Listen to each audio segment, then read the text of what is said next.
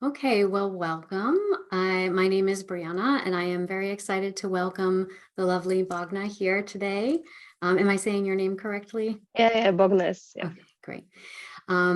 She has graciously offered to share her question and her exploratory process here today. So thank you so much for your willingness and your openness. Yeah, I'm happy to join. Yes, and so I am going to kind of summarize the question that you shared, and I invite you to add to or change anything if it doesn't sound like it's on point. So you've been in a relationship with someone with whom there's been some struggles, it sounds like, but you both have agreed to be in therapy together. Is that correct? Yeah. Yeah. And you've also been in your own therapy, and your partner has said that he would like to be in his own as well, but hasn't quite taken action on that as yet. Is that correct? He used to be in therapy. Okay, But he's thinking about going back, but he didn't take action. Yeah. not yet. Okay. And so there have been some things opened up in that process for both of you in the relationship.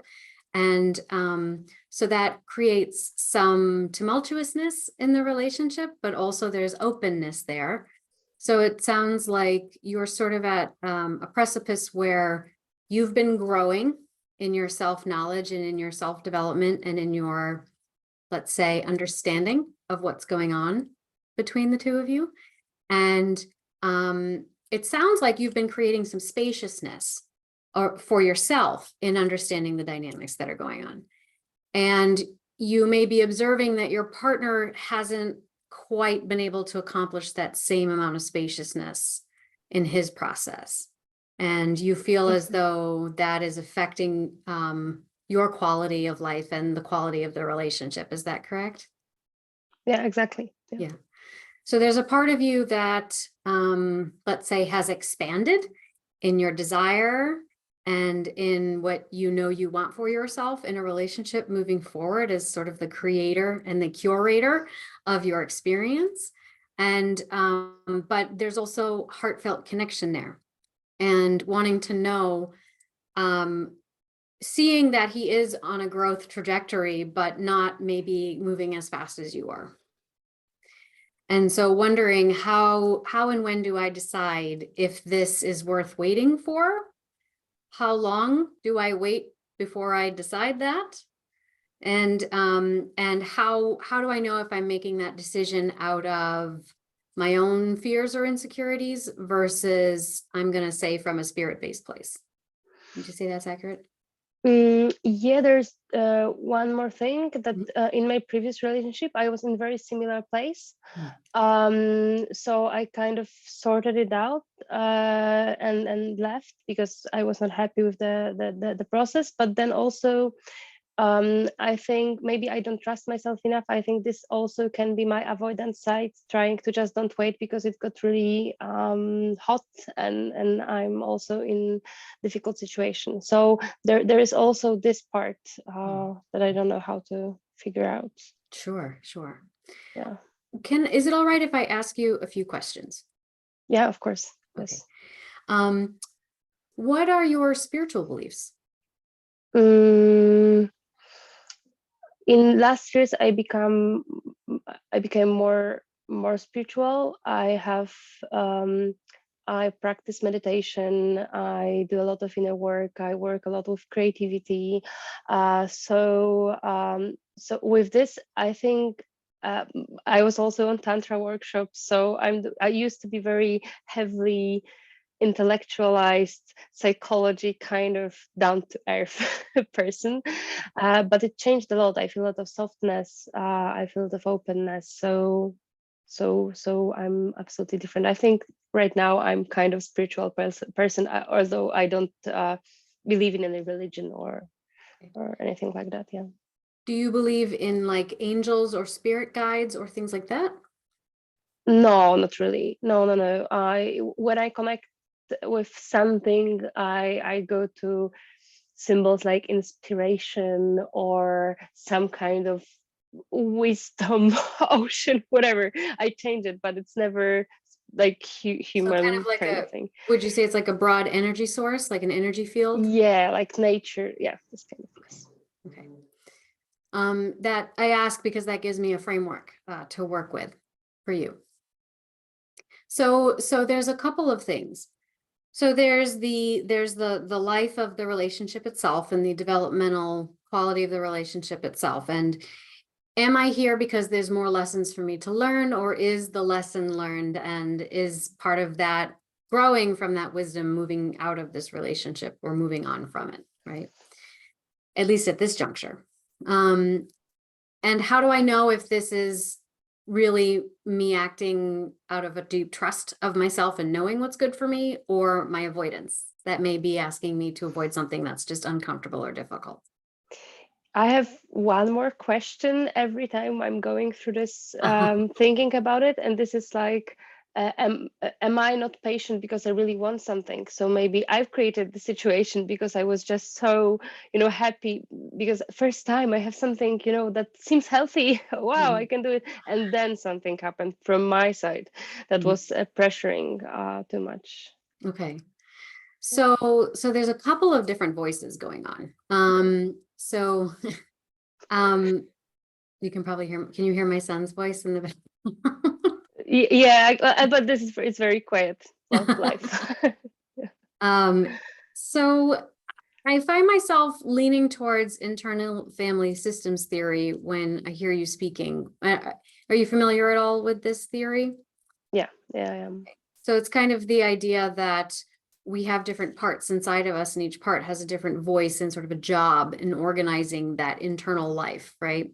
And so if we're working on changing the way we feel, whether it's to feel more clear or to feel more trusting or to feel more sense of direction in whatever it is that we want to accomplish, if we're conflicted around that feeling, it's usually because these parts are in conflict with each other.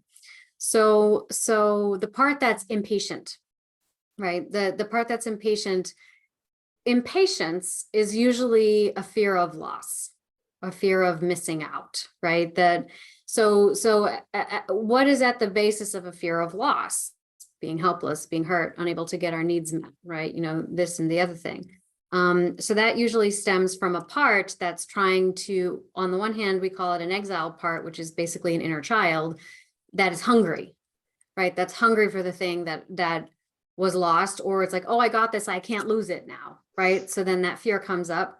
And then we've got the managing part, which is the part that protects that inner child, says, whoa, whoa, whoa, whoa, whoa. We're not going to let ourselves enjoy this unless we have proof positive that it's going to work, right? And if they can't measure up, then we're out of here, right? Or if we can't get that reassurance, we're out of here. So then, well, but I really want them, but we need to give them more time, but we need to rush them too, right? So now these two are in conflict. Then we have a firefighter who usually comes in when the inner child gets out, right? So the inner child is really upset, and this is when our big feelings come out. The inner child is awake. And then the firefighter swoops in, and the firefighter tries to alleviate those big feelings by distracting, dousing, or distancing us from that feeling. And the managers and the firefighters are often in conflict as well, because the manager's like, oh, everything you do to try to douse, distract, or distance us from this feeling only makes it worse. And then my job is twice as hard, right? So they're all like arguing with each other. Let me out. You can't do that. Oh, here, let me give you some ice cream and make it feel better. Why'd you do that? Now I have to go and deal with this, right? So all these things are sort of in conversation underneath the surface. So when I ask your spiritual beliefs, in IFS, there's this concept of the true self, the essence of your being, the part of you that is connected to an energy field or to nature or to the larger collective energy, right? And that this essence of self is able to assume that observer's position and is able to kind of, look down with a bird's or a moon's eye view, see your life in its context and see these voices inside of you, right? So what I thought we might do, and I tend to be more familiar with the Hindu chakra system. So in that system, when we look at the heart is kind of being the center of the energy centers in the body. And the lighted aspect of the heart is self-love and acceptance. And the shadow aspect is grief and codependency. And so when I hear impatience or frustration, it makes me wonder about grief and loss. So that comes up for me. And then the self-love and acceptance is a part of that journey, right? So I thought maybe in our time together, we might do a guided visualization, maybe drop into the heart and invite, I'm going to say a guide. It can be an essence of spirit. It could be a natural element. It could be an animal, but it will be a symbolic representation of something that is standing in for the larger energy field. And this character is going to be with you to support you. And we're going to call in the spirit of your partner, the essence of your partner. And we're going to have a chat with this person about what are we doing here? What is the essence of what is the nature of our connection? Is this lesson, where are we on this lesson in this assignment? And it may not come through clearly, so to speak. It's probably going to be a nonlinear communication, but we'll just see what emerges in that experience, and then we can discuss it and see what comes up. How does that Sounds sound? great. Sounds great. Hard for me to imagine, but I'm not going to try. Let's go and I'll check and I'll see. Yeah. One thing I will say, you mentioned that you've done meditation before, so it sounds like you have a template for this. One thing I will say is that do you feel as though you're someone who can imagine things very well, like see pictures in your head? Yeah, I'm very good with imagination. Yeah. Okay. So the reason I ask is because sometimes these things come through very clearly like that, metaphorically. Sometimes it surprises us because it comes through more like a feeling in our body. It could be a sensation in the body. It could be the rhythm of your breath changes. It could be your hands feel cold or tingly. It could be that you feel like I'm up here somewhere and everything down here feels like static. It's all correct. Whatever it is that you experience is going to inform where you are right now. So, and you can also imagine, you might say, oh, I'm just imagining this. Yes. So your imagination is part of how this part of you communes with you. Okay. All right. So are you comfortable sitting or lying down for an activity like this? I'm sitting comfortably. I'm fine, yeah. Okay. So I may have you close your eyes when you feel ready. And we're just going to start to draw our attention inward, focusing on the breath. Just noticing the way the oxygen fills your lungs and the way you are releasing it without any need to change it, just witnessing that inner space.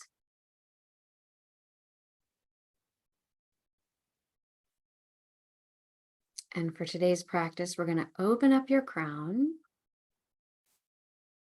and we're going to invite your energy, the fullness of your energy, to come sink back down into your body. Sometimes our energy likes to escape above the head, and today we're just letting it know it's safe. Come back down. Allow you to be fully present in this moment.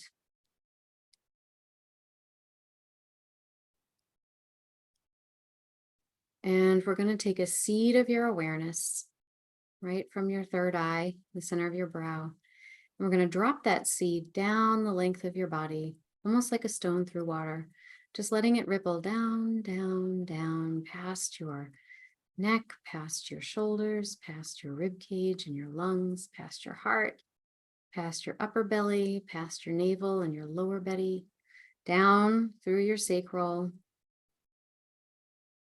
down past your legs, your knees, your thighs, your shins, your calves, the soles of your feet. We're dropping that seed down into the earth, allowing roots to extend from the soles of your feet down into the earth, down through the floorboards of your home, down through the layers of rock and crust and soil, all the way down, down, down into the earth's molten core. And here, Mother Earth is so glad you came. She's been waiting for your invitation, and she takes those roots and she wraps it around her core. And with your next breath, you can draw up from those roots all the nourishment and support and grounding that you need from Mother Nature. And you can take as many breaths as you need. And as you do so, that nourishment spills into your lower feet, soles of your feet, up your ankles, up your shins, your calves, past your knees, your upper thighs, your buttocks.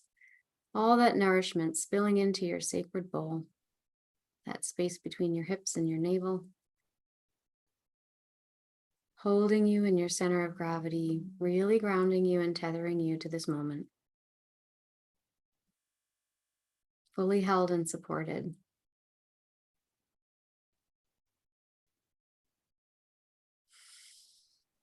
And we're going to take a breath.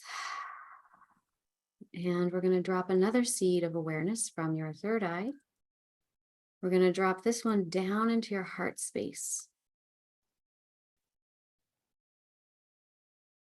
And with your next breath, we're going to attend to how your ribs expand, how your lungs expand, how that heart space gets bigger and bigger and bigger, so big that it reveals a vastness inside you, a landscape inside you.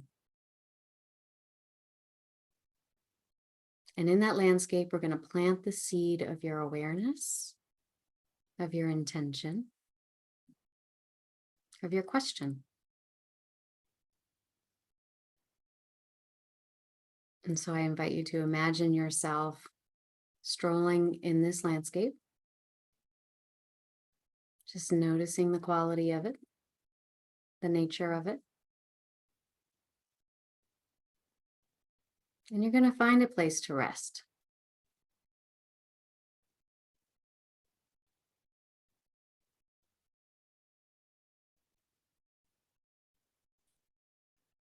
And first, we're going to send out an invitation for a guide to come in, however that reveals itself to you. So we're going to extend that invitation.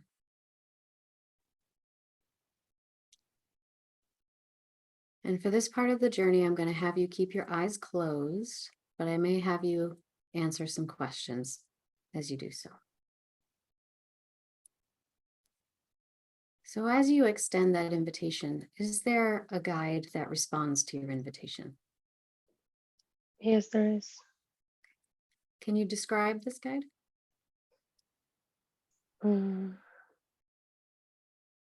It's like a wind, I think. How does it feel in the presence of this guide? Calm and comfortable. Calm and comfortable. Okay. So I invite you to get comfortable with this guide. And just allow yourself to be present with it. And we're going to ask this guide to be your helper as we initiate this conversation.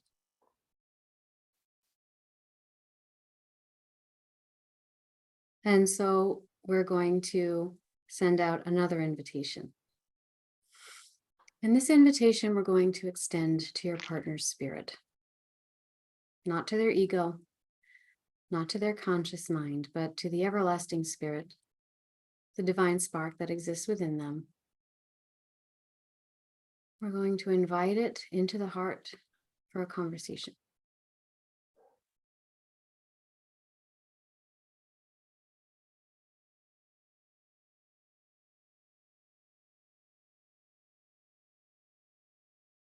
And do you receive a response to this invitation?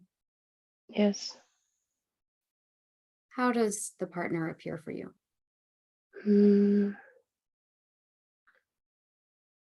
It's like dimmed light. A dimmed light? Yeah. Okay. How does it feel now that they have entered the space?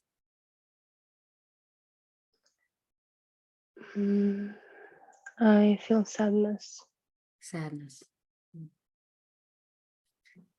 Is the sadness your own or is it theirs? Sadness is mine, but I can feel they're tired. Can feel they are tired? Yeah. Hmm.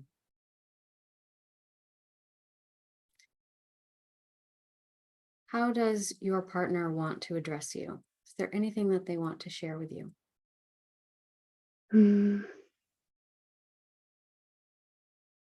No.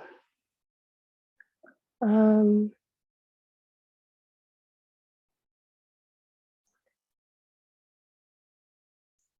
it's all the time. I'm tired and I miss you.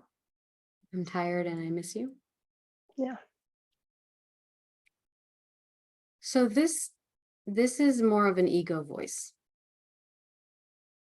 So thank you for showing us that and for letting us know how you are in this embodied experience.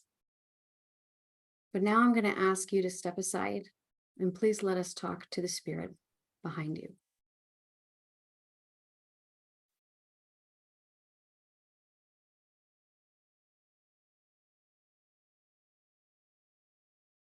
Is there another layer here that reveals itself to you?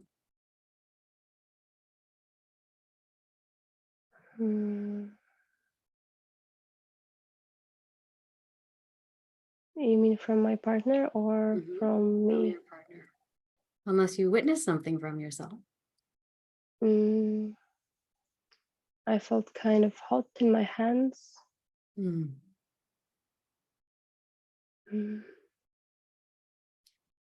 You might try pressing your hands to your heart space.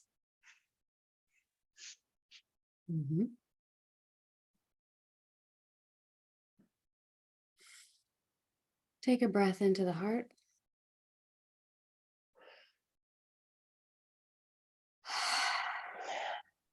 We're going to exhale these excess layers. Thank you, protective layers, but we don't need you right now. We've got our guide here. It's all safe.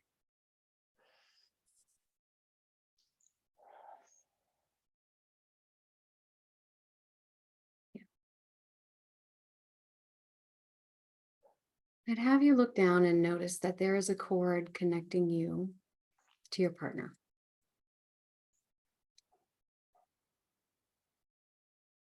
Yes, there is. Yeah. How would you describe this cord? What does it look like?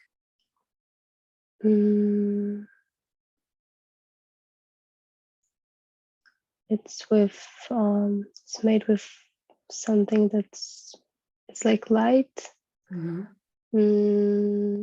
it seems very thin but very strong, like spider's web or something. Okay, light, thin, and strong like a spider's web. Okay. And let's ask our guide, what color does my partner need?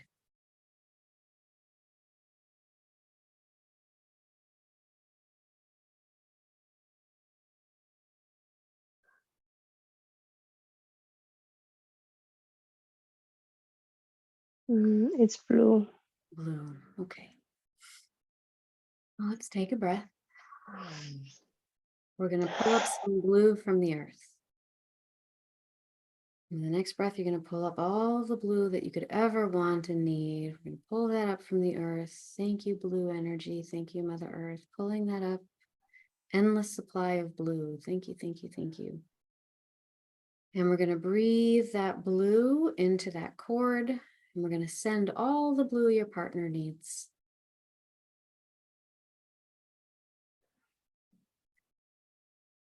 Here you go.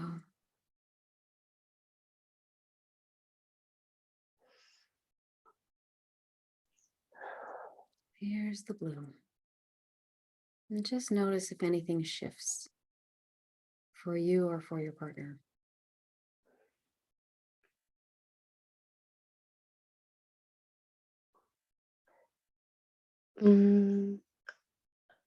I felt moved, kind of like, I don't know how to describe it, but almost like crying because of something, like released something, or Mhm. but then also I also felt a bit anxious, Mhm. like I'm giving something away, or yeah. So that's a protective part bumping in. Thank you. Thank you for your concern. It's okay. There's plenty of blue. There's endless supplies of blue because we are connected to Earth and Mother Nature, and she's got all the blue in the world. So this is a generosity. Nothing's being taken away.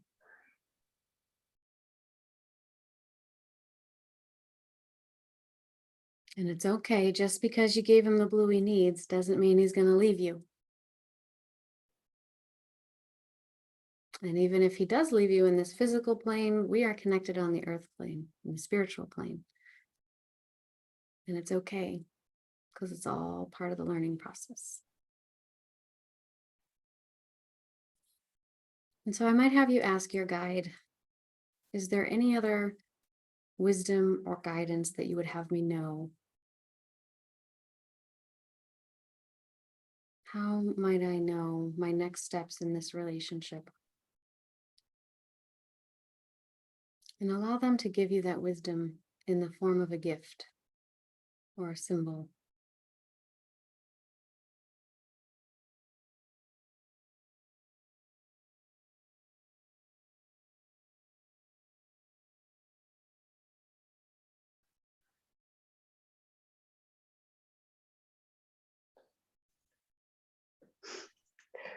Um, no white horse appeared. And white horse? Yeah. Okay. Thank you. Thank you. So we're not going to worry about interpretation at this time. We're just going to receive that as it is and as it was given. Yeah, and there are also some plants that are showing up, like growing around. Okay. Thank you. All right. So we are going to we're going to take a snapshot of this in our mind. First of all, that beautiful scene in Tableau. Breathe it in almost as if it is a fragrance, just letting that witnessing and that experience become cell memory, body knowledge, letting it sink in through the rhythm of your bloodstream to the rhythm of your heart. It's going to pump from your crown to your toes, from your fingertips to your nose, just letting it become body knowledge.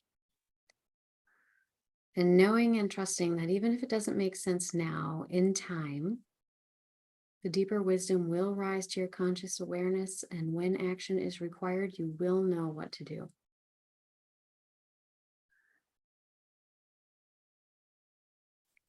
And so we're going to say goodbye to your partner who graciously joined us for this conversation. Thank you. We'll see you in the earthly plane. So long for now. And we're going to say thank you to our guide who came and joined you for this activity. They're always there. You can call on them again.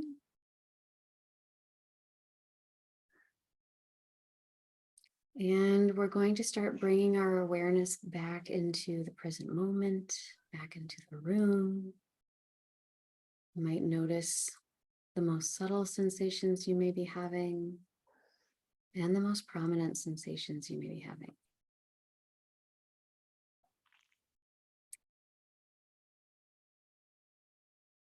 And we're going to slowly come back. I'm going to count 5 to 1. And when we reach 1, we can release the practice. 5, 4, 3, 2, and 1. Okay. So we are almost to the end of our time, but I wanted to offer you this as a practice for asking a question, ideally with sifting through maybe some of the anxiety that might come up, and also accessing the resources that I believe that you have inside you. It's interesting that a white horse came, and then you had these flowers and these natural elements, growing around it. To give you some guidance on how to interpret this experience and how to move forward with that, I would have you play with that imagery. So it could be free associating. What does that mean to me? What do I associate with that? Maybe you draw the images that you saw. Maybe you take the horse into your body and you move like the horse. And that sometimes will bring more stuff up because it's an energy, right? The horse is a symbol of an energy. With this activity, we went straight to talk to the guide and to the partner. If we were to do this again, I would probably talk to your parts first. So I would want to speak to the anxiety that tried to butt in, right? Or I'd want to speak to the sadness that wanted to butt in. And I would say, okay, well, you get your airtime now. Like, let's see what you've got going on, right? And we would kind of sift and sort through that. And I would also recommend that you let yourself have ambiguous feelings. So if you're confused, if you don't know, if you're not ready to make a decision, you don't have to. And even if someone says you have to make a decision, no, you don't. Right? And sometimes if you can just be still and you can allow yourself to sit with the ambiguity as much as possible, then your environment will start to reveal new information to you. And then practices like this, the wisdom does rise up, and then eventually you reach a point where it's like wild horses couldn't stop you from doing what you know you have to do. That was a great experience. I was very happy to go into that visual part, and also what you're saying is very resonates 100%. So I like my inner space. I like those meditations. I remember it as not very nice place, and now I feel very calm in it. So this is something that always moves me, this journey. Yeah, thank you so much.